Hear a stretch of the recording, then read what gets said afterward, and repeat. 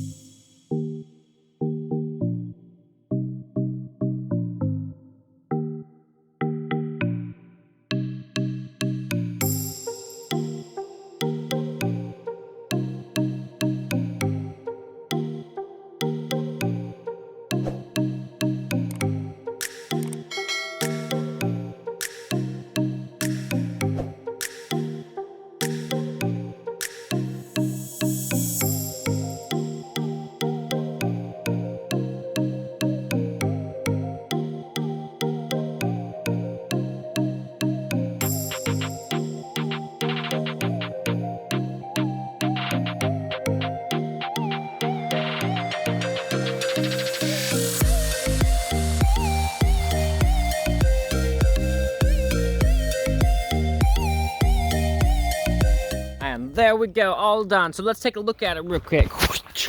These are the parts on the ground, as you guys saw. This is gutted now. So we got everything out.